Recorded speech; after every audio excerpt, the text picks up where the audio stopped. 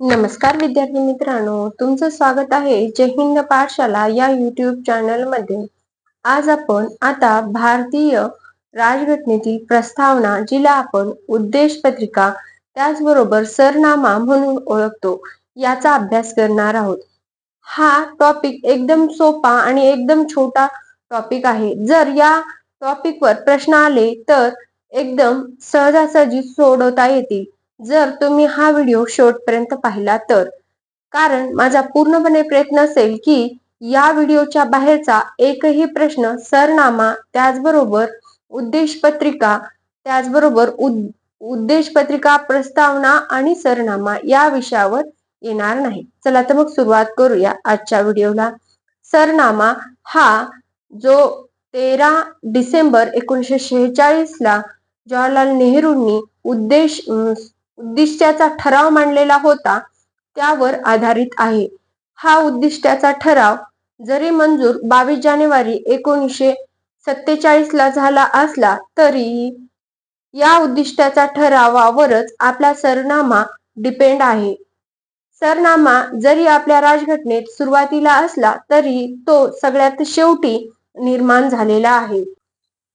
मग आपण कोण्या देशाच्या राजघटनेतून आपल्या देशाच्या राजघटनेत सरनामा किंवा प्रस्तावना स्वीकारलेली आहे, तर ती आहे अमेरिका। आपण अमेरिकेकडून प्रस्तावना स्वीकारलेली आहे किंवा अमेरिकेच्या राजघटनेमध्ये सुरुवातीला प्रस्तावना होती आणि नंतर आपण भारतीय राजघटनेमध्ये ती स्वीकारली आहे। आता प्रस्तावनेची संरचना आपल्याला खूप महत्त्वाची आहे, कारण या संरचनेवर परीक्षेत प्रश्न येत असतात। मग सुरुवातीला क्रम कसा आहे तर न्याय, स्वातंत्र्य त्याचबरोबर समता आणि बंधुता हा क्रम लक्षात ठेवायचा किंवा हे पाठच करायचं। कोणतं पाठच करायचं,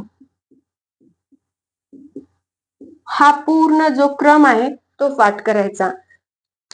यानंतर विचार, अभिव्यक्ती त्याचबरोबर विश्वास, श्रद्धा आणि उपासना। आता उपासनेला एक वेळा आयोगाने पूजा सुद्धा म्हटलेलं आहे, त्यामुळं ही गोष्ट लक्षात ठेवायची। जर एखाद्या वेळेस उपासनेच्या ऐवजी पूजा हा शब्द आला तर तो एकदम बरोबर आहे। त्यानंतर तिसरा क्रम सार्वभौम, समाजवादी, धर्मनिरपेक्ष, लोकशाही, गणराज हा सुद्धा क्रम लक्षात ठेवायचा। मग जो आर्थिक न्यायाची तरतूद आपल्या प्रस्तावनेत आहे, ती तरतूद आपल्या भारतीय राजघटनेत कुठल्या भागात आहे तर ती तरतूद DPSP मध्ये भाग 4 मध्ये आर्थिक न्यायाची तरतूद आहे। कलम आहे 39, ज्यामध्ये सांगितलेलं आहे की सामाजिक आणि आर्थिक लोकशाही प्रस्थापित कलम हे 39 कलम आहे। त्यानंतर महत्वाचं म्हणजे आपल्या प्रस्तावनेमध्ये घटना दुरुस्ती करता येते का 368 कलमांतर्गत। एकदम बरोबर, घटना दुरुस्ती करता येते। 42वी घटना दुरुस्ती आपण केलेली आहे आणि एकाच वेळा सरनाम्यामध्ये घटना दुरुस्ती केलेली आहे, ती म्हणजे 42वी घटना दुरुस्ती 1976 मध्ये। त्यानुसार आपण 3 शब्द ऍड केले, जे की अखंडता किंवा त्याला एकात्मता आपण असं म्हणू शकतो, समाजवादी आणि धर्मनिरपेक्ष हे 3 शब्द लक्षात ठेवायचे। यावर आयोग प्रश्न विचारत असतो। त्याचबरोबर घटना दुरुस्ती करत असताना जो काही सरनामा आहे किंवा घटना आहे, याच्या मूलभूत संरचनेला धक्का न लावता आपल्याला घटना दुरुस्ती करता येते।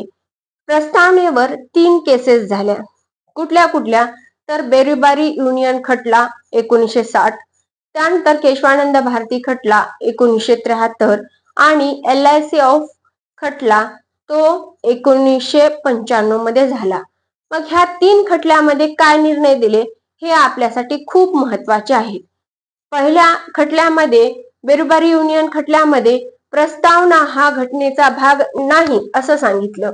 त्यानंतर केशवानंद भारती या खटल्यामध्ये प्रस्तावना हा खटल्याचा भाग आहे असं सर्वोच्च न्यायालयानं सांगितलं।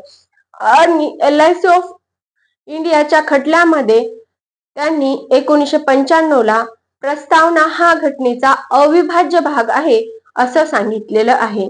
मग वेगवेगळ्या विचारवंतांनी घटनेतील प्रस्तावना उद्देश पत्रिकेबद्दल काय काय म्हटलेलं आहे. त्यामध्ये पहिले येतात पंडित